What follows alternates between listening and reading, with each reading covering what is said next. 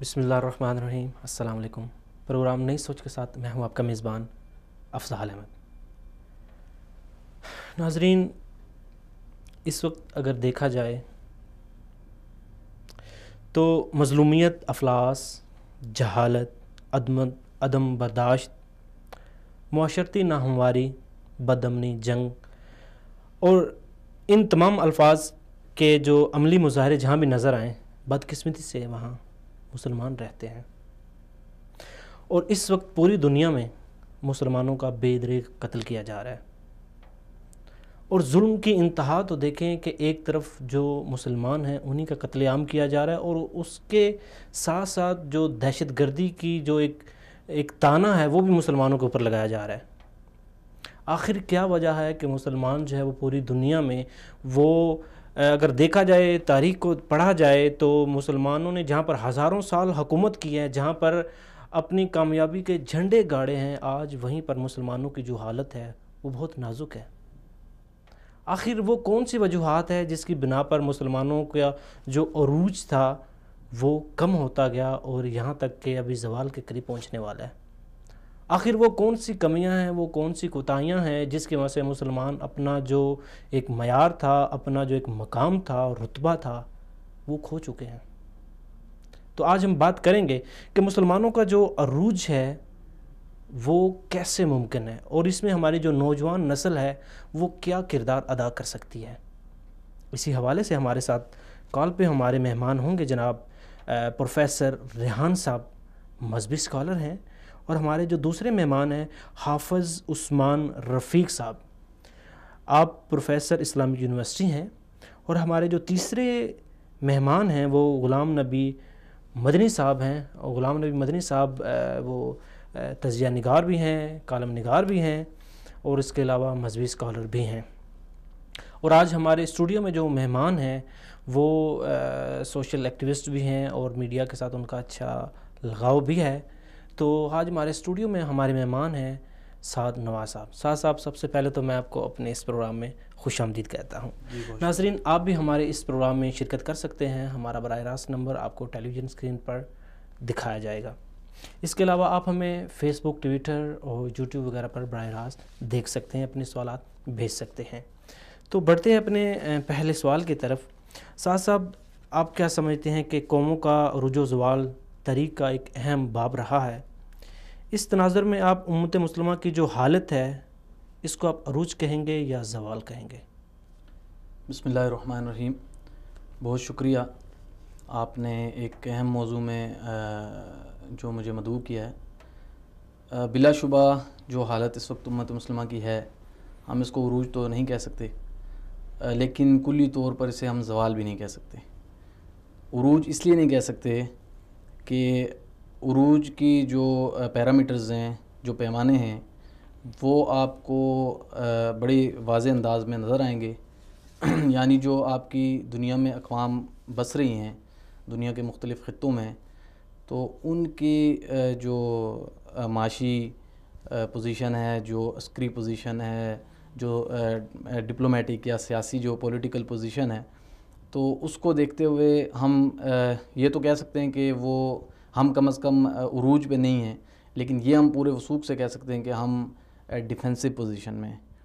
اور اس کے متعدد اسباب ہیں جن میں آپ بنیادی طور پر جو میں یہ سمجھتا ہوں کہ جو بنیادی سبب ہے وہ وحدت امت یا اپنی جو ہماری بنیادی اساس ہے، جو نظریہ ہے، اس سے دوری اور اس کی طرف یعنی جو قوم کا ترجیحات کا جو ہے وہ اپنی بنیادی جو ہماری جو تہذیب اور ثقافت ہے اور ہماری جو نظریہ ہے اس پہ اکٹھا نہ ہونا ہے۔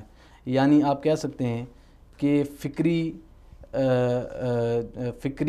جو لاشعوری ہے، اور جو قوم کی، جو امت مسلمہ کی جو اس وقت جو تقسیم ہے، چاہے وہ فکری لحاظ سے ہے، سیاسی لحاظ سے ہے، یا کسی بھی دیگر کسی بھی اعتبار سے ہے، وہ بنیادی طور پر دوسری اقوام کے عروج کا بنیادی سبب ہے۔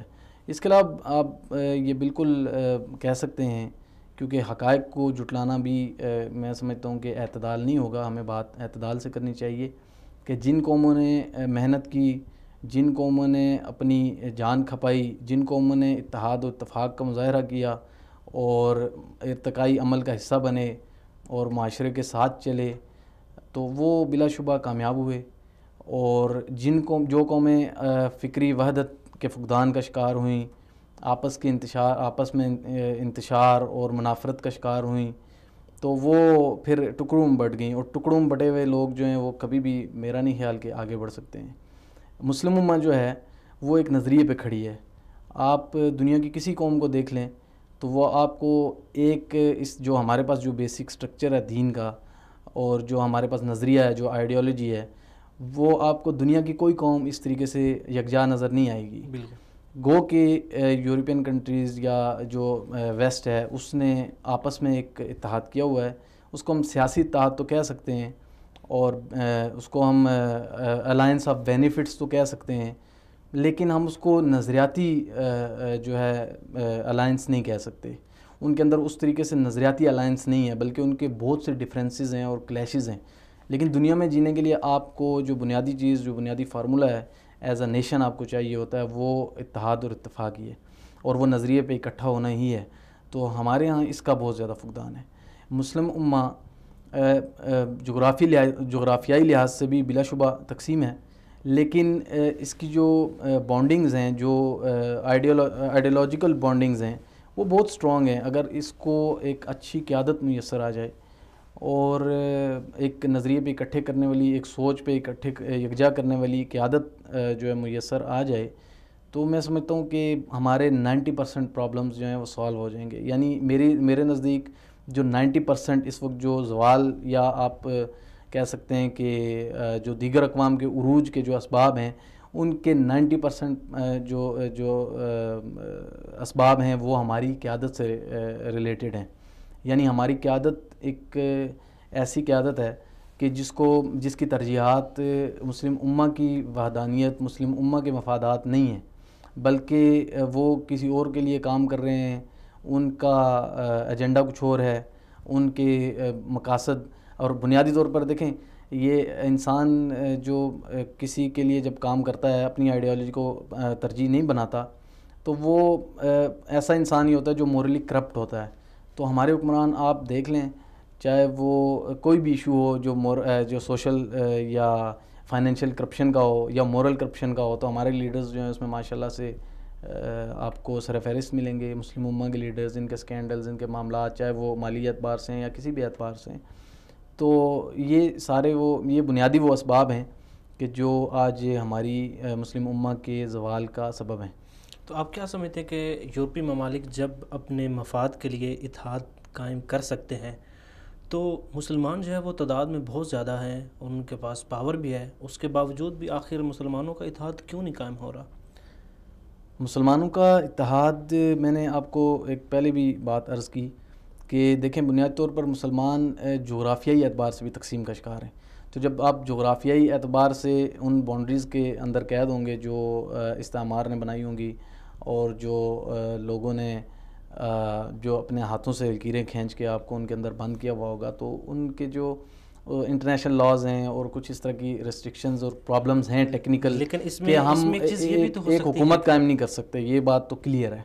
ہاں، یہ ضرور ہے کہ ہم ایک جس طرح آپ نے بات کی کہ یورپین کنٹریز یا ویسٹ کا ایک الائنس ہے کسی کے اگینسٹ، یا اپنے ڈیفنس میں، یا آپ کہہ سکتے ہیں فائنینشلی ان کے بانڈنگز ہیں اور ان کی آپس میں مطلب ریلیشنز ہیں، وہ ایک دوسرے کے ساتھ کوآپریٹ کرتے ہیں. یہ بالکل ہو سکتا ہے، ممکن ہے. لیکن ایسا تب ہوگا، یہ سارے انتظامی مسائل ہیں، یہ سارے سیاسی ایشوز ہیں، تو یہ تب ہوگا جب قیادت صحیح منتخب ہوگی. آپ مسلم امہ کو دیکھیں تو اس کے اندر کوئی جتنے ممالک ہیں، مسلم امہ کے جتنے ممالک ہیں جہاں جہاں مسلم اقوام بستی ہیں، وہاں مختلف نظام چل رہے ہیں. وہاں ہمارے ہاں جیسے پاکستان میں پولیٹیکل جو سسٹم ہے، وہ اس کی جو بیس ہے وہ ڈیموکریسی ہے. اور ڈیموکریسی آپ دیکھ سکتے ہیں کہ اس کا حال کیا ہوا ماضی میں. ڈکٹیٹرشپ بیچ میں آئی، جب ان کو اپنے مفادات درکار ہوئے، انہوں نے مداخلت کی، یعنی اس کو بھی نہیں چلنے دیا گیا. گو کہ وہ ایک الگ موضوع ہے کہ ڈیموکریسی ہونی چاہیے نہیں ہونی چاہیے، ہمارے معاشرے کو سوٹ کرتی ہے نہیں کرتی. جو لیڈرشپ کو منتخب کرنے کے لیے جو آپ کا ایک اختیار ہے وہ آپ عام عوام کو دے سکتے ہیں یا نہیں دے سکتے. صاحب الرائے اور ایک عام جو آدمی ہے اس کو آپ ایک جیسی اس کو یعنی ایک پلڑے میں ڈال سکتے ہیں یا نہیں ڈال سکتے, یہ ایک الگ بحث ہے. لیکن اوورآل جو ہے وہ ایک فکری وحدت جو ہے اس کا فقدان ہے, یعنی وہ ہمیں کہیں بھی نظر نہیں آ رہی. نہیں دیکھیں, یہ جو ملکی اس طرح کے حالات ہیں وہ تو چلتے آ رہے ہیں. حل ملک کے اپنے مسائل ہوتے ہیں, پولیٹکس ہوتے ہیں, پرابلمز ہوتی ہیں, لیکن اب صورتحال کچھ مختلف ہے. اب ہمیں ان مسائل سے نکل کر اتحاد قائم کرنا پڑے گا. اور دیکھیں اس میں ایک چیز ہوتی ہے کہ آپ کی جو انٹرنیشنل پالیسیز ہوتی ہیں وہ اس میں بہت انوالو ہوتی ہیں. آپ کی نیشنل جو پالیسیز ہیں ان کو تو آپ تھوڑی دیر کے لیے آپ ایک سائڈ پہ رکھیں, آپ کی انٹرنیشنل جو پالیسیز ہیں وہ ہمیشہ اسٹرانگ ہونی چاہیے, اور انٹرنیشنل پالیسیز کی بنا پر ہی مسلم امہ کا اتحاد ہو سکتا ہے. کیا کہتے ہیں آپ اس بارے میں؟ میں یہ سمجھتا ہوں کہ جو انٹرنیشنل جو ریسٹرکشنز ہیں یا جو لاز ہیں, جو چارٹرڈ آف یونائٹڈ نیشنز ہے یا دیگر جو اس طرح کے آپ کے جن کا آپ حصہ ہیں, تو ان کو تو یقیناً آپ کو فالو کرنا پڑے گا, ورنہ آپ تنہائی کا شکار ہو جائیں گے. لیکن بنیادی طور پر جو میں سمجھتا ہوں وہ پوری مسلم امہ کا جو ہے وہ ان کی نظریاتی تربیت نہیں ہے. یعنی ان کو امت مسلمہ کا جو ایک کانسیپٹ ہے اس کو ہی مخدوش کیا جا رہا ہے اور اسی کو ایک جو ہے بلانے کی کوشش کیا جا رہا ہے. جغرافیائی لحاظ سے تو تقسیم ہم ہو چکے, لیکن فکری اعتبار سے بھی ہمیں مسلسل جو ہے تقسیم کرنے کی کوششیں کی جا رہی ہیں. اور بہت حد تک وہ لوگ, میں اگر حقائق پہ بات کروں تو وہ لوگ بہت حد تک اس چیز پہ کامیاب ہیں کہ آپ آج یہ بات تو دیکھیں گے کہ ورلڈ ٹریڈ سینٹر کا ایشو ہوا تو پورا ویسٹ اکٹھا ہو گیا. اس کے محرکات کیا تھے, اسباب کیا تھے, وہ بھی مطلب سب کے سامنے ہیں. لیکن اس کے باوجود سارا ویسٹ اکٹھا ہوا اور انہوں نے انویڈ کیا دوسری 2 مسلم کنٹریز پہ, اور اس میں وہ سارے اکٹھے ہو گئے. لیکن مسلمان بہت یعنی مسلمان کے اندر یہ سوچ ہی نہیں ہے. جی بالکل, یہاں پر آپ کی بات کاٹنا چاہوں گا. جی, اکٹھے ہونے کے ساتھ ساتھ ابھی تک بھی وہ اسی کو بنیاد بنا کر اپنے بہت سارے مفاد جو ہیں وہ نکال رہے ہیں. بالکل درست بات ہے. انہوں نے یعنی آپ یہ کہہ سکتے ہیں کہ وہ نقطہ آغاز تھا جی ان کے اس الائنس کو بنانے کا, انویڈ کرنے کا, مختلف مفادات کو لینے کا. ایک ان کا یہ آپ اس کو ٹول اینڈ ٹیکٹک کہہ سکتے ہیں کہ جو انہوں نے یوز کیا, اور اس کے بعد جو ہے انہوں نے دیگر مقاصد جو ہیں وہ حاصل کیے. لیکن مسلمانوں کے اندر میں آپ کو بتا رہا ہوں کہ فکری ایک تو قیادت کا مسئلہ ہے, ایک فکری جو لاشعوری ہے وہ بہت زیادہ عروج پر ہے اس وقت. یعنی آپ پاکستانی سے پوچھیں گے تو اس کو پاکستان کی تو فکر چلیں ہے کسی نہ کسی سرکل میں, کسی اور ترکی سے پوچھیں گے اس کو ہے, لیکن امت کا وہ کانسیپٹ جو ہے وہ بہت زیادہ ویک ہو چکا ہے اور بہت زیادہ یعنی پیچھے چلا گیا ہے. تو اس کانسیپٹ کو بحال کرنے کی اور اس کے لیے جدوجہد کرنے کی, اس نظریے کو دوبارہ سے جو ہے زندہ کرنے کی اور احیاء امت کا جو کام کرنے کی یہ اشد ضرورت ہے. جی اشد ضرورت ہے. ابھی ہمارے ساتھ غلام نبی مدنی صاحب کال پہ ہیں, ان سے بات کرتے ہیں. السلام علیکم غلام نبی مدنی صاحب. وعلیکم السلام ورحمۃ اللہ. جی مدنی صاحب, میں آپ کو اپنے اس پروگرام میں خوش آمدید کہتا ہوں. آج کا ہمارا جو موضوع ہے وہ بڑی اہمیت کا حامل ہے. آج ہم بات کر رہے ہیں قوموں میں جو عروج و زوال ہوتے ہیں اور اسپیشلی امت مسلمہ میں جو اس کا عروج ہے وہ کیسے ممکن ہے, اور اس میں نوجوان نسل کیا کردار ادا کر سکتی ہے. آپ کیا سمجھتے ہیں کہ قوموں کے عروج و زوال میں جو قوم ہوتی ہے اس کا کردار بڑی اہمیت کا حامل ہوتا ہے, اس حوالے سے آپ کیا کہیں گے؟ جی, سب سے پہلی بات یہ ہے کہ جو قومیں جو عروج پاتی رہیں تاریخ کے اندر, جن کا نام زندہ رہا, ان کی اپنی کچھ اقدار تھیں اور ان کی کچھ اپنی اخلاقیات تھیں, کچھ ایسی چیزیں تھیں جن کی وجہ سے اللہ تعالیٰ نے ان کو عروج بخشا. ٹھیک ہے, اور یہ اللہ تعالیٰ کا ہی ایک فیصلہ ہے اور تاریخ ہی کا ایک فیصلہ ہے کہ جب کوئی بھی قوم کسی بھی اقدار اور اخلاق اور روایات سے پیچھے ہٹ جاتی ہے اور تو وہ قوم زوال پذیر ہو جاتی ہے. تو جو ماضی کی قومیں گزری ہیں, یونان کی جو قوم گزری, فارس کی طاقتیں گزری ہیں, یا اس سے پہلے جو ہم اس سے مزید تاریخ کو پیچھے لے کے چلے جائیں تو فرعون, نمرود اور اس زمانے کے جو لوگ گزرے اور ایک دوسرے کے مد مقابل رہے, ان کے اندر سب ایسی چیزیں تھیں جن کی وجہ سے وہ عروج پاتے رہیں اور وہ زوال پذیر ہوتی رہیں. جہاں تک مسلمانوں کی بات ہے, مسلمانوں کے عروج کی بات ہے, تو مسلمانوں کا عروج 2 چیزوں سے جڑا ہوا تھا. کہ اللہ کی کتاب کو مضبوطی سے پکڑنا اور رسول اکرم صلی اللہ علیہ وسلم کی سنت کو مضبوطی سے تھامے رکھنا.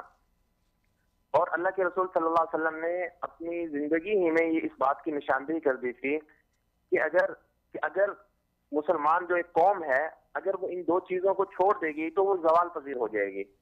یعنی اگر ان دو چیزوں کو اگر وہ تھامے رکھے مضبوطی سے، جس کا مفہوم حدیث کا یہی ہے، تو وہ کبھی گمراہ نہیں ہوگی، یعنی کبھی وہ زوال پذیر نہیں ہو سکتی ہے. اس کو کوئی اور دوسری چیز گمراہ نہیں کر سکتی، اس کو آگے کچھ دوسری طرف نہیں لے کے جا سکتی. بدقسمتی سے ہوا یہ کہ تاریخ اسلامی کے اندر جب خلافت راشدہ کا دور ختم ہو گیا تو آپ صلی اللہ علیہ وسلم کے دور ہی کے اندر سرکشیں چل رہی تھی اغیار کی طرف سے. تو اس کے بعد لیکن جب خلافت راشدہ کا جو دور آیا اس میں ایک پل کا کردار ادا کیا انہوں نے، کیونکہ ایک اسلامی نظام بالکل صحیح معنوں میں چل رہا تھا. لیکن پھر آہستہ آہستہ دوسرے لوگ عجم شامل ہوتے رہے اور غیار کی کوششیں آتی رہیں، تو اس میں ایک پوری یعنی کہ اسلامی تاریخ کا ایک جو تسلسل تھا وہ گرتا گیا. اور یہاں تک کہ ہر دور میں ایسے تصادمات آتے رہے جس کی جو ایک بھیانک، جن کو اگر آپ یاد کیا جائے تو کیسے یعنی کہ خلافت امیہ کا کیسے زوال ہوا، اور اس کے اندر اس کے بعد جو خلافت عباسیہ کا کیسے زوال ہوا، اور پھر اس کے بعد جو آخر میں خلافت عثمانیہ کا کیسے زوال ہوا. تو اگر ان ایک تاریخ کے اندر، جو اسلامی تاریخ کے اندر ایک ایسی چیزیں ہیں کہ جن کو مسلمان اگر یاد کریں تو بہت ہر انسان ہی تقریباً وہ سنتا ہوتا ہے اور اس پہ اس کی آنکھیں جو ہے نا شکار ہوتی ہیں. تو اب سوال یہ پیدا ہوتا ہے کہ ایسی کیا چیزیں تھیں جن کی وجہ سے مسلمانوں کی تاریخ یعنی مسلمان جو ہے زوال پذیر ہوتے رہے. تو میں یہ سمجھتا ہوں ان چیزوں میں سے، ان اسباب میں سے جو سب سے بنیادی وجہ تھی وہ اسلام سے دوری تھی، کہ اسلامی معاشرہ، اسلامی وحدت وہ اسلام سے دور ہوتی رہی. اسلامی جو احکام، اسلامی روایات تھے ان سے جس طرح پیچھے ہٹتی گئی اتنا ہی زوال مسلمانوں کا شروع ہوتا گیا. ایک تو وجہ یہ تھی، اور دوسری وجہ یہ تھی کہ جو علماء کرام تھے، جو امت کو سنبھالنے والے تھے، ان کے درمیان آپس میں اختلافات پیدا ہو گئے. اور وہ اختلافات اتنے آگے تک چلے گئے کہ ایک دوسرے کے دشمن بن گئے، جان کے دشمن بن گئے، حالانکہ دونوں کلمہ پڑھنے والے تھے. تو دوسرا سبب تو یہ ہوا جسے ہم تفرقہ بازی اور آپس کی جو عدم اتحاد ہے اور انتشار ہم اس کو تعبیر کر سکتے ہیں.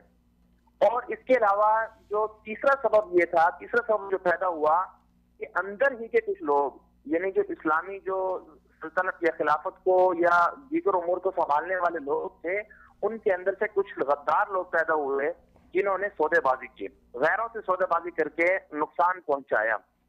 تو یہ بنیادی اسباب تھے جس کی وجہ سے مسلمانوں کے اندر جو ہے عروج کی داستان پیدا ہوتی رہی. جہاں تک آخری دور میں ہم بات کرتے ہیں خلافت عثمانیہ کی 1923 سے 1924 کی، تو یہاں یہ جو پہلے والے 3 سبب میں نے آپ کو گنوائے، یہ بنیادی سبب یہ بھی شامل تھے اس کے اندر.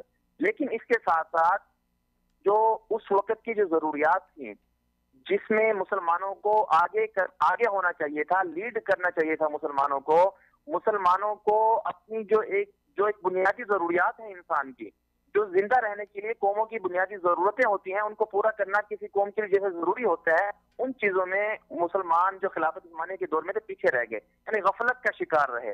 اور آپ دیکھتے ہیں کہ یورپ کہاں سے کہاں پہنچ گیا. اور یورپ، یہ حقیقت ہے، ہمیں اس کو تسلیم کرنے میں کوئی دو ٹال مٹول نہیں کرنی چاہیے کہ یورپ نے اپنی ترقی کو آگے بڑھایا، یورپ ہم سے آگے بڑھتا گیا. تبھی تو خلافت عثمانیہ کا زوال شروع ہوا. اس میں ایک تو یہ تھا کہ ان کو خاموش کر دیا گیا، اور دوسری بات یہ تھی کہ جو اس وقت کی جدید ایجادات تھیں اس سے جو ہے خلافت عثمانیہ دور رہی، جس کا نقصان انہیں سقوط کی صورت میں ملا.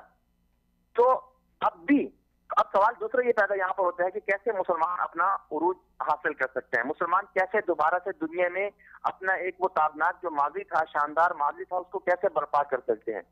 اس کے لیے میں بنیادی طور پر یہ کہنا چاہوں گا کہ سب سے پہلے تو یہ کہ ہمیں قرآن پاک اور سنت رسول صلی اللہ علیہ وسلم اور اسلام کی طرف ہمیں رجوع کرنا ہوگا. آج ہمارے معاشرے کے اندر اسلام کے ساتھ اتنا برا سلوک کیا جا رہا ہے جو تاریخ میں اس سے پہلے کبھی نہیں کیا گیا. آج دنیا کے اندر ہمارا معاشرہ جو اغیار ہے، ان کی جو ایک سوچ ہے، ان کی ایک جو فکری الغار ہے، اس نے ہمارے اسلامی معاشرے کو تباہ کر کے رکھ دیا ہے. آج ایک مسلمان جو بظاہر رسول اللہ صلی اللہ علیہ وسلم کا نام بھی لیتا ہے، اس کو اپنا نبی بھی مانتا ہے، اور قرآن پاک اور سب چیزوں پر یقین رکھتا ہے، کلمہ بھی پڑھتا ہے، لیکن آخر کیا وجہ ہے کہ وہ جب اسلامی شعائر یا اسلامی احکامات کی جب وہ ایک پامالی ہوتی ہے اس پر وہ خاموش رہتا ہے. اس کے سامنے ایسی چیزیں ہوتی ہیں کہ وہ اس کو ایک عام یعنی کہ روٹین کی چیزیں سمجھ کے خاموش رہ جاتا ہے. اسلام اتنا غریب ہو گیا ہے آج کے دور میں. تو پہلی بات تو یہ ہے کہ ہمیں اپنے جو مدنی صاحب دیکھیں، آپ نے یورپ کی مثال دی. اس وقت اگر یورپ کا جائزہ لیا جائے تو وہاں پر اسلام جو ہے وہ تیزی کے ساتھ سب سے زیادہ جو پھیل رہا ہے وہ اسلام پھیل رہا ہے، اور بہت سارے لوگ اسلام میں داخل ہو رہے ہیں. تو آپ کیسے کہہ سکتے ہیں کہ مسلمان جو ہے وہ زوال کی طرف جا رہے ہیں؟ دیکھیں، جو یورپ کے اندر جو اسلام بڑھ رہا ہے، اسلام پھیل رہا ہے، اس کی وجہ ہے کہ دیکھیں یورپ نے اپنے اقدار کو زندہ رکھا ہوا ہے. اب دیکھیں، آپ یورپ کے اندر جاتے ہیں، وہاں پر وقت کی قدر ہے، ایک دوسرے کا احترام ہے، جو اخلاقیات ہیں، جو بنیادی اخلاقیات ہیں، وہاں پر بالکل سب لوگ ان کو فالو کرتے ہیں. وہاں پر جو صفائی ستھرائی کا نظام وہ دیکھ لیں، دوسروں کو عزت دینے کا نظام دیکھ لیں، ہر بندہ دوسرے کی قدر کرتا ہے. جبکہ ہمارے معاشرے میں، اسلامی معاشروں میں، عالم اسلام کے اندر کیا ہو رہا ہے؟ ٹھیک ہے، ہمارا صفائی ستھرائی کا نظام آپ دیکھ لیں. ٹھیک ہے، اس کے بعد جو ایک دوسرے کے جو احترام کی جو کیفیت تھی وہ ہمارے اندر نہیں رہی. ہمارے اندر ہر بندہ یہ سمجھتا ہے کہ میں دوسرے سے بہتر ہوں. ہر بندہ یہ چاہتا ہے کہ جو نظریہ، جو عقیدہ، جو چیز میری ہے وہ دوسرے سے بہتر ہے، میں دوسرے سے آگے ہوں. اور پھر جو آپس میں حسد اور حسد کی جو ایک کیفیت ہمارے معاشرے کے اندر آ گئی ہے، اس کی وجہ سے بھی ہم زوال پذیر ہو رہے ہیں. یورپ کیوں آگے جا رہا ہے؟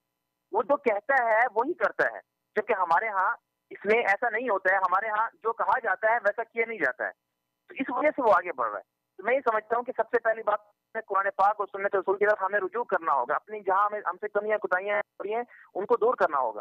اور دوسرا ہمارا جو بنیادی سبب ہے وہ یہ کہ جو جدید دور کی جو ضروریات ہیں ہمیں انہیں سمجھنا ہوگا. جو جدید دور کی ضروریات ہیں ہمیں انہیں سمجھنا ہوگا، ان کو فالو کرنا ہوگا. اور ہمیں دنیا کو یہ بتانا ہوگا ہم آج دنیا میں اپنی جو ضرورت کی چیزیں ہیں دنیا سے ہم کیوں لیتے ہیں، ہم دنیا کے محتاج کیوں بنے ہوئے ہیں. ہمیں دنیا کو ایک ایسی چیزیں دینی ہوں گی تاکہ دنیا جو ہے وہ ہماری طرف آئے اور ہم لوگوں کے محتاج نہ بنے، ہم بلکہ دنیا کو آگے لے کے جائیں، دنیا کو لیڈ کریں، دوسروں کے محتاج نہ بنے. اگر یہ ضروریات کی جو چیزیں ہیں اگر ان کو فالو کر لیا جائے تو میں سمجھتا ہوں کہ مسلمان عروج بھی پا سکتے ہیں اور اس کے علاوہ جو ہے مسلمان دنیا کو لیڈ بھی کر سکتے ہیں. جی غلام نبی مدنی صاحب، آپ کا بہت بہت شکریہ کہ آپ نے اپنا قیمتی وقت نکالا اور پروگرام میں شرکت کی. ناظرین، اس وقت ہو گیا ایک شارٹ بریک کا. ملتے ہیں شارٹ بریک کے بعد.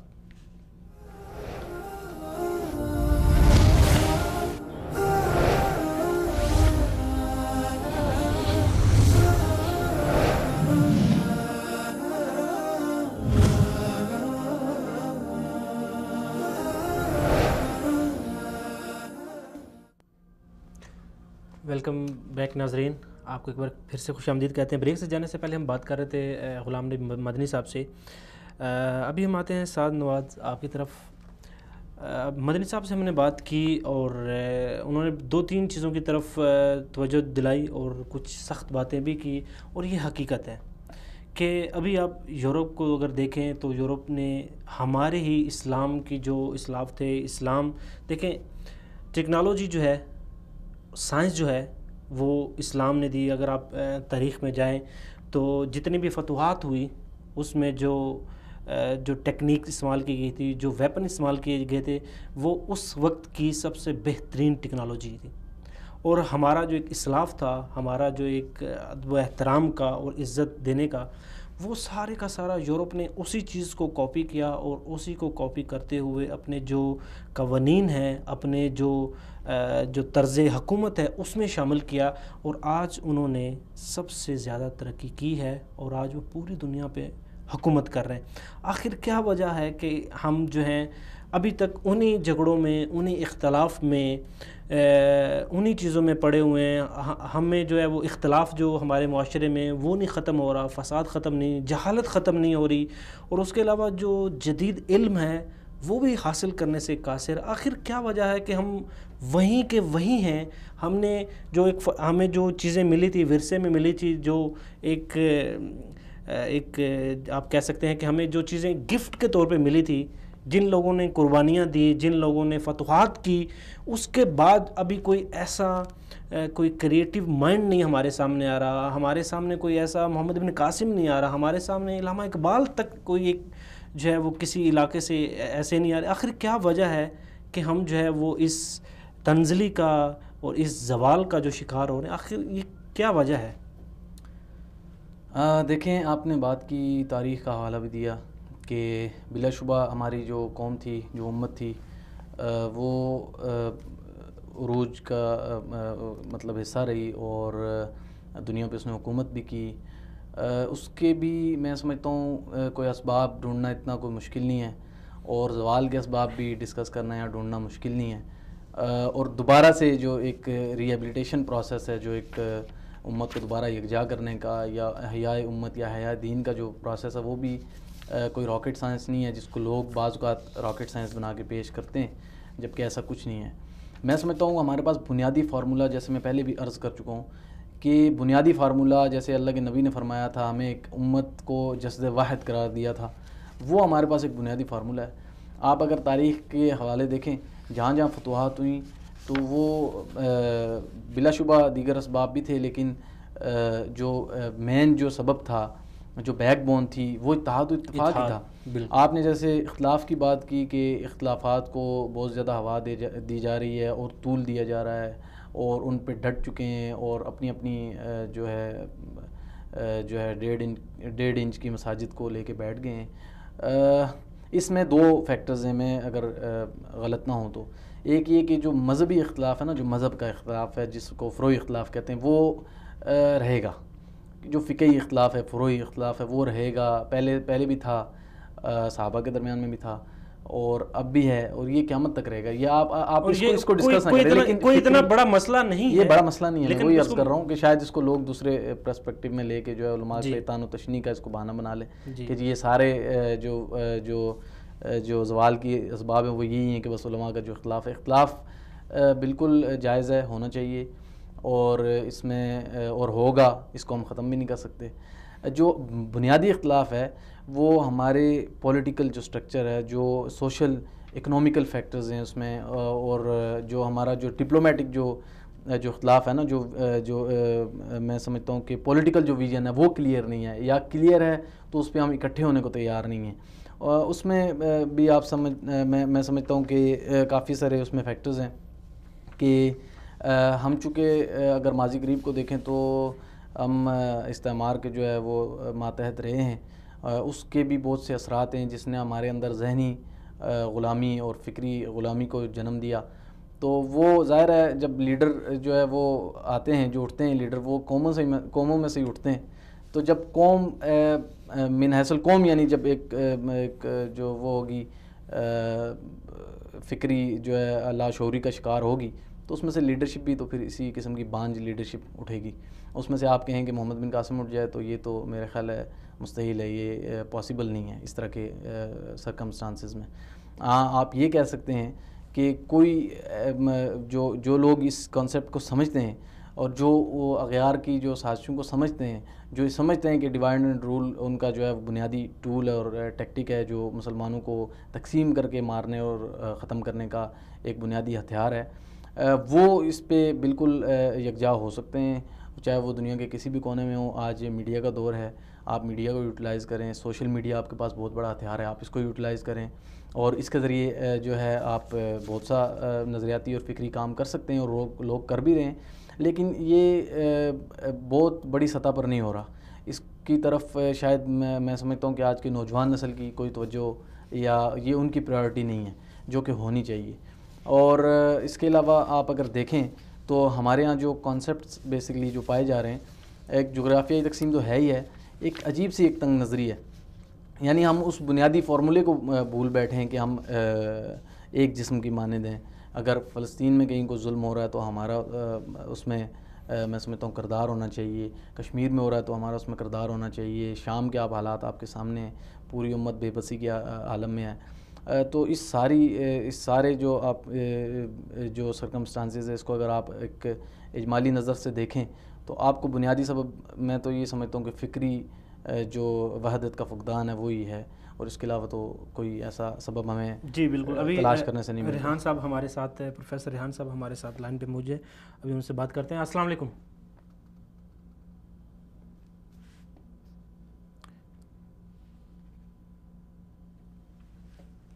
جی ریحان صاحب آپ ہمیں سن پا رہے ہیں؟ جی ریحان صاحب میں آپ کو اپنے اس پروگرام میں خوش آمدید کہتا ہوں. آج کا ہمارا جو موضوع چل رہا ہے وہ یہ ہے کہ امت مسلمہ کا جو عروج ہے وہ کیسے ممکن ہے، اور اس میں نوجوان نسل جو ہے وہ کیا کردار ادا کر سکتی ہے. تو آپ کیا سمجھتے ہیں کہ اس وقت جو پوری امت ہے اس میں جو علماء کرام ہیں ان میں جو اختلاف پایا جا رہا ہے، چونکہ ابھی ہم حل کی طرف آتے ہیں. اگر ہم دیکھیں کہ ہمارا جو زوال ہے وہ کیوں آیا اس کے اوپر بات ہو چکی ہے، تو ابھی ہم حل کی طرف آتے ہیں کہ آخر وہ کون کون سے ذرائع ہیں، وہ کون کون سی ٹیکنیکس ہیں جن کو ہم استعمال کرتے ہوئے جو ہیں عروج پر دوبارہ پہنچ سکتے ہیں. تو اس میں سمجھتا ہوں کہ ہمارے جو علماء کرام ہیں ان کا ایک مرکزی کردار ہے. تو آپ کیا سمجھتے ہیں کہ علماء کرام میں جو اتحاد جو ہمارا تھا، جس کی بنا پر ہم نے بہت بڑی فتوحات کی ہیں، جس میں ہماری تاریخ میں ایک مسلمانوں کا بہت بڑا نام ہے، ہزاروں سالیں حکومتیں کی ہیں، وہی دور واپس آئے، وہی جو ایک رتبہ تھا، وہی جو ایک مقام تھا، وہی کیسے واپس آ سکتا ہے، اور جو علماء کرام ہیں ان میں جو اتحاد ہے وہ کیسے ممکن ہے؟ اس سلسلے میں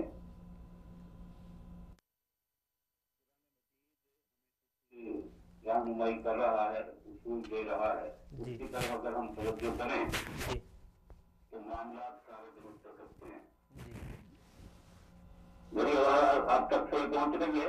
جی جی میری آواز آپ تک صحیح پہنچ رہی ہے؟ جی جی پروفیسر صاحب ہم آپ کو سن رہے ہیں.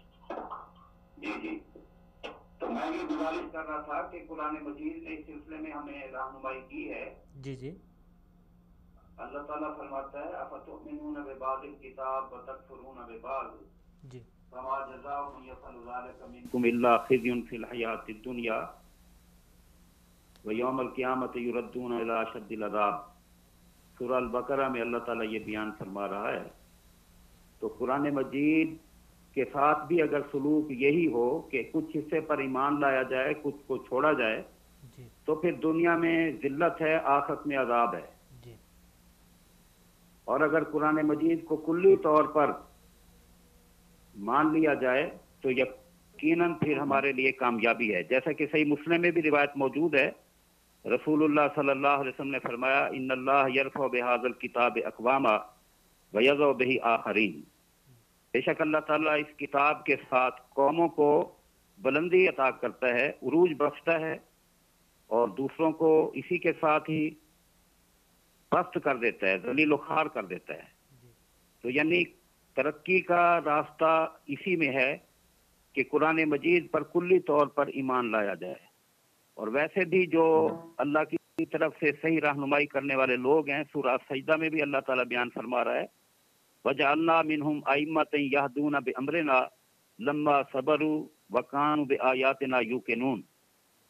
بنی اسرائیل کے لیے اللہ تعالیٰ بتا رہا ہے، اور یہی ایک طریقہ کار ہے، سنت عادت ہے اللہ تعالیٰ کی کہ اور کیا ہم نے ان میں ائمہ کو، ان کے جو پیشوا تھے، بات کیا تھی خصوصی دون بامرنا لما صبروا، کہ وہ ہمارے جو احکام ہیں اس کی رہنمائی کرتے تھے اور اس سلسلے میں صبر سے کام لیتے تھے. وَكَانُوا بِآيَاتِنَا يُوقِنُونَ، اور ہماری آیات کے ساتھ یقین رکھتے تھے.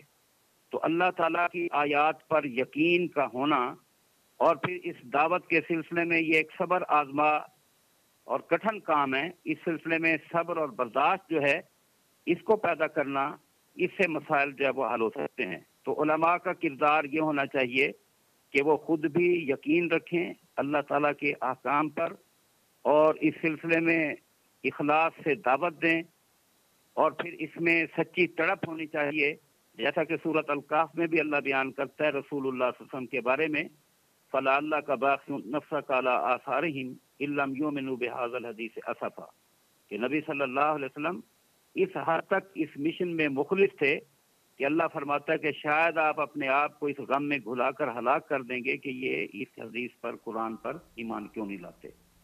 تو یہ اخلاص، سچی تڑپ بھی چاہیے، اور اس کے ساتھ ساتھ یقین کامل چاہیے، اور اس سلسلے میں جو تکالیف ہوں ان پہ صبر اور استقامت کے ساتھ اس پہ چلنا چاہیے. اور اس سلسلے میں یہی تلقین اور کوشش اگر علماء نوجوان نسل میں بھی جاری کریں، لوگوں میں بھی جاری کریں، اور جو مسائل ہیں عقائد کے مقابلے میں جو عام مسائل ہیں اس میں اختلافات کے باوجود بھی اگر آپس میں محبت اور ایک صحیح مشن کو لے کر چلیں جو کہ توحید و سنت کا ہے، تو انشاءاللہ العزیز اللہ کی طرف سے نصرت ہوگی. جیسا کہ صحابہ کے دور میں، بنو امیہ کے دور میں بھی مسائل کے کچھ اختلافات تھے، لیکن جو ایک مین مشن تھا اس کو وہ لے کر چلے تھے، اور اس سلسلے کو آگے انہوں نے چلایا اور پھیلایا، جس کی وجہ سے برکات نازل ہوئی. جی تو پروفیسر صاحب، آپ کیا سمجھتے ہیں کہ اس وقت ہمیں جو ہے ہماری جو نوجوان نسل ہے، جیسا کہ نوجوان نسل جو ہوتی ہے وہ کسی بھی معاشرے کا جو ایک ریڑھ کی ہڈی کی حیثیت رکھتی ہے، تو آپ کیا سمجھتے ہیں کہ اس وقت ہماری جو نوجوان نسل ہے ان کو جدید جو ہے ٹیکنالوجی اور جدید علم کی طرف جو ہے راغب کرنا چاہیے؟ کیونکہ دیکھیں اگر اس وقت جو دور ہے وہ ٹیکنالوجی کا دور ہے، سائنس کا دور ہے، تو آپ کیا سمجھتے ہیں کہ اس جو جدید تعلیم ہے، جو ٹیکنالوجی جو ہے وہ سائنس ہے، اس میں جو پوری امت ہے اس کے نوجوان نسل کو جو ہے وہ مکمل سپورٹ کرنی چاہیے، ان کو اس جدید تعلیم کی جو ہے وہ کی طرف راغب کرنا چاہیے، اس حوالے سے آپ کیا کہیں گے؟ جی، اس سلسلے میں بھی قرآن مجید ہماری رہنمائی کرتا ہے. اللہ تعالیٰ فرماتا ہے وَأَعِدُّوا لَهُم مَّا اسْتَطَعْتُم مِّن قُوَّةٍ وَمِن رِّبَاطِ الْخَيْلِ. سورہ الانفال میں اللہ تعالیٰ بیان کر رہا ہے اس کو.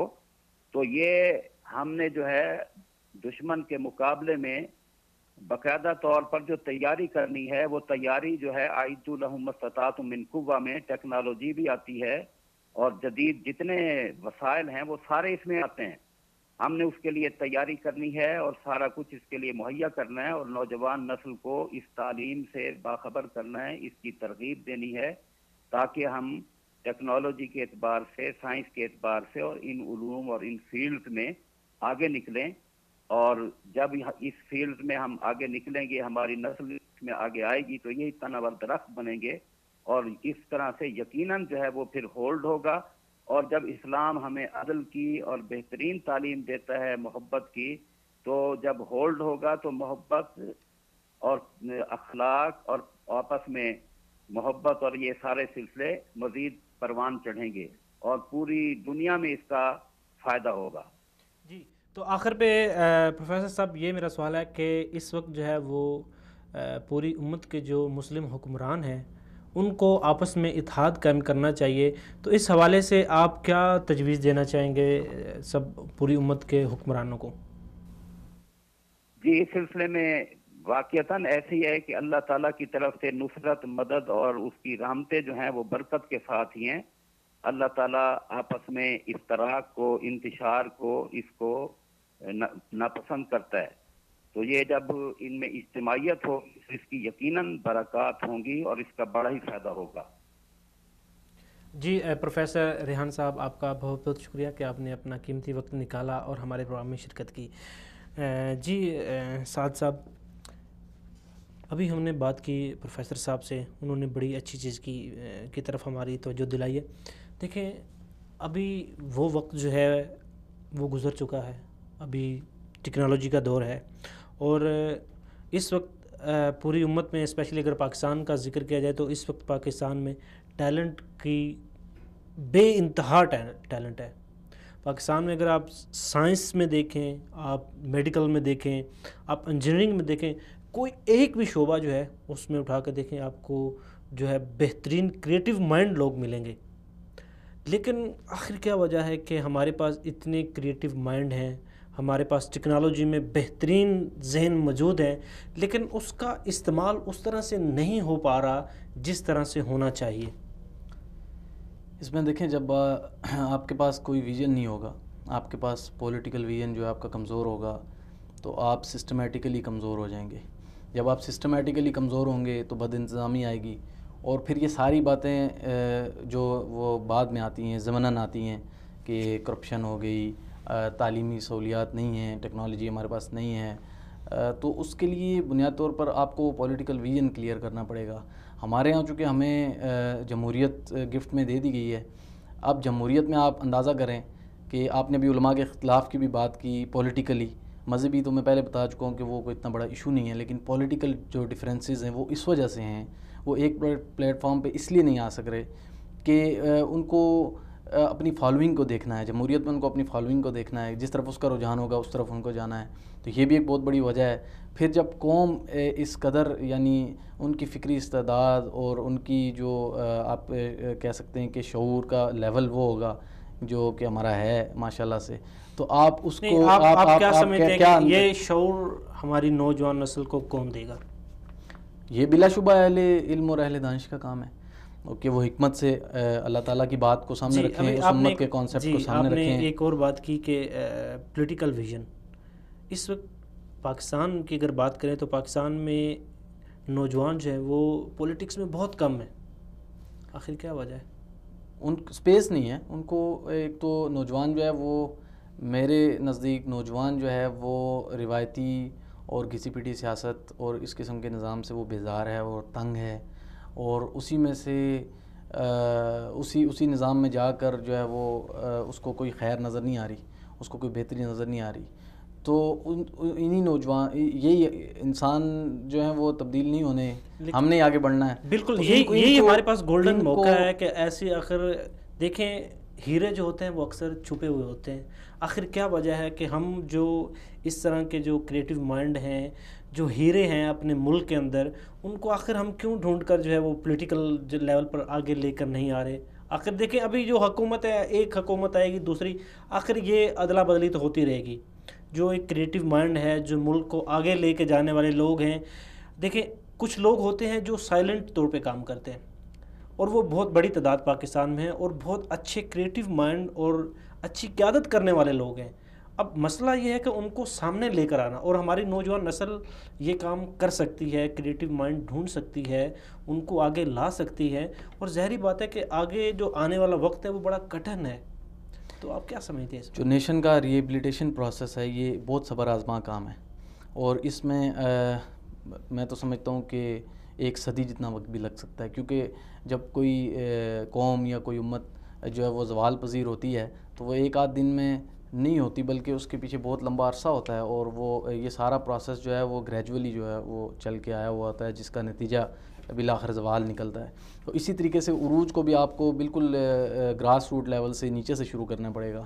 گراس روٹ لیول سے اس طرح آپ نے بات کی کہ پولیٹیکل جو ہمارا سسٹم ہے اس میں نوجوان کیوں نہیں ہیں, تو اس کی بھی وجہ یہی ہے. میں آپ کو جیسے عرض کر چکا ہوں کہ ہمیں جو جمہوریت تحفے میں دی گئی ہے تو اس میں وہی روایتی سیاستدان اور وہی روایتی سیاست, کوئی پولیٹیکل کوئی ویژن نہیں ہے, کوئی کہ ہم نے ایز اے قوم ایز اے امت اکٹھا ہونا ہے اور ایز اے جو ہے امت ہم نے آگے بڑھنا ہے. بلکہ آپ کو میں معذرت کے ساتھ کہوں کہ نالی گلی کی سیاست ہے اور کرپشن ہے جس کی وجہ سے, اور دیگر مسائل ہیں.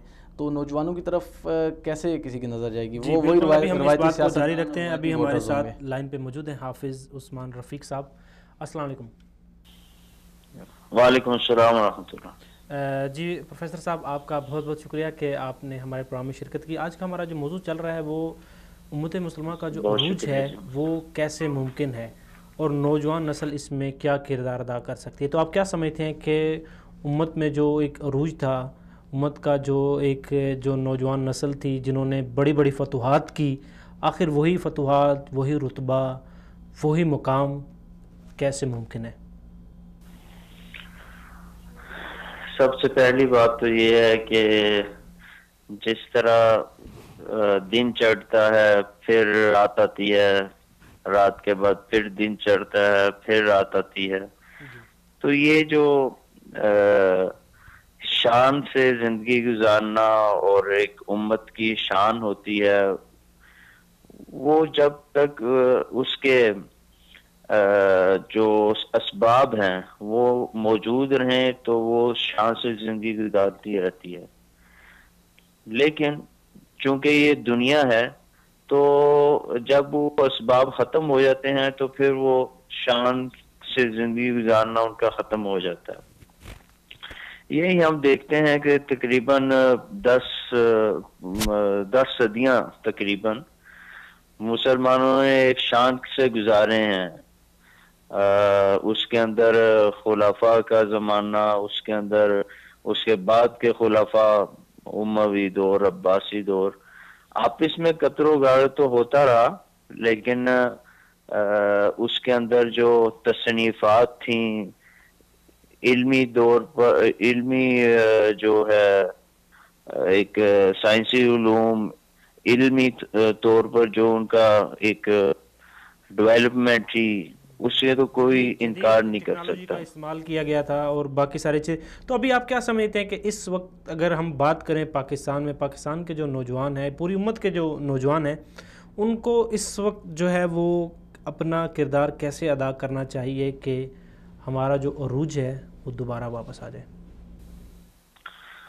اچھا، اگر نوجوانوں کی بات ہے تو پھر دو تین چیزیں بہت ضروری ہیں۔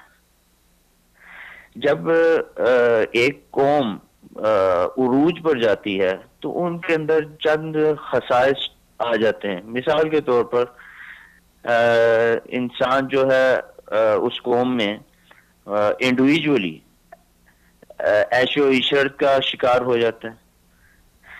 جن صلاحیتوں کی ضرورت ہوتی ہے ایک امت کو، وہ ناپید ہو جاتی ہیں۔ تو وہ قوم جو ہے دوسروں کے اوپر سہارا لینے کی کوشش کرتی ہے، جس طرح ہمارے پاکستان اور پاکستان کے علاوہ اور بھی مسلم ممالک ہیں، وہ دوسروں کے سہارے پر چلنے کی کوشش کرتے ہیں کہ ہو سکتا ہے وہ بچ جائیں۔ تو یہ سارے کے سارے جتنے بھی اسباب ہیں قوم کو گراتے ہیں۔ اگر اس سے اٹھنا ہے تو اس میں سب سے پہلے تو جو ہم نے دین کے اوپر چلنا چھوڑ دی ہے، وہ واپس ہمیں دین کو سمجھنا ہوگا۔ دین کو جب سمجھیں گے تو قرآن و سنت میں جو ہمارے ایک قوم کے زوال کے اسباب ہیں وہ بھی بیان ہیں۔ جب سمجھیں گے تو اس کے اندر جو ہے ترقی کے مواقع جو ہیں، ترقی کس طرح کرنی ہے، اس کے اسباب بھی موجود ہیں۔ مثال کے طور پر جو انسان صحیح طریقے سے نہیں چلتا، جو اسلام کے اوپر نہیں آتا، تو اللہ تعالیٰ نے کتاب میں فرمایا ہے قرآن کریم میں، جس کا مفہوم ایسے ہے، فَمَن يُرِدِ اللَّهُ أَن يَهْدِيَهُ يَشْرَحْ صَدْرَهُ لِلْإِسْلَامِ وَمَن يُرِدْ أَن يُضِلَّهُ يَجْعَلْ صَدْرَهُ ضَيِّقًا حَرَجًا، کہ جس کو اللہ تعالیٰ ہدایت دینا چاہتا ہے اس کا اسلام کی طرف اس کو رغبت دلا دیتا ہے، اور جس کو وہ گمراہ کرنا چاہتا ہے تو اس کے لیے ایسا اس کی مثال ہو جاتی ہے جس طرح ایک انسان اوپر چڑھنا شروع کر جاتا ہے، جتنا اوپر چڑھتا ہے اس کے لیے سانس لینا مشکل ہو جاتا ہے۔ جی پروفیسر صاحب، ابھی چونکہ ہمارے پروگرام کا جو ٹائم ہے وہ بالکل مختصر سا رہ گیا، تو آخر پہ میں یہ آپ سے پوچھنا چاہوں گا کہ آپ ابھی اس وقت ہماری جو نوجوان نسل ہے، پوری امت کی نوجوان نسل ہے، ان کو اپنا کیا پیغام دینا چاہیں گے؟ مختصراً سب سے پہلے اپنے دین کو پڑھیں، اپنے دین کو صحیح طرح سمجھے، اور صرف سمجھنا نہیں ہے، اس کے اوپر عمل کریں۔ دوسری بات جو بہت اہم ہے، پہلی بات تو سب سے اہم ہے، دوسری بات جو سائنسی علوم ہے ان کے اوپر توجہ دیں، اور جو دیندار طبقہ ہو وہ ہر فن کے اندر شامل ہو اور اس کو اسلام کے مطابق کرنے کی کوشش کی جائے۔ جی پروفیسر صاحب، آپ کا بہت بہت شکریہ کہ آپ نے اپنا قیمتی وقت نکالا اور پروگرام میں شرکت کی۔ جی سعد صاحب، ابھی ہم آتے ہیں اپنے نوجوانوں کی طرف، کیونکہ نوجوان جو ہوتے ہیں وہ کسی بھی معاشرے کا ریڑھ کی ہڈی ہوتی ہے، اور کسی بھی معاشرے میں جب انقلاب آتا ہے، تبدیلی آتی ہے، تو ہم نوجوان نسل جو اس کا مرکزی کردار ہوتا ہے۔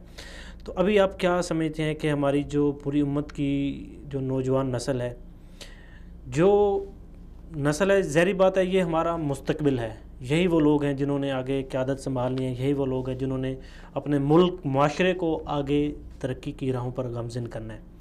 تو آپ کیا سمجھتے ہیں کہ ہماری نوجوان نسل کو ابھی اس وقت کیا ایسے جو اقتدام ہیں وہ کرنے چاہیے، اپنا کردار کیسے جو ہے اس کو پیش کرنا چاہیے کہ ہم ترقی کی راہوں پہ مزید گامزن ہو جائیں؟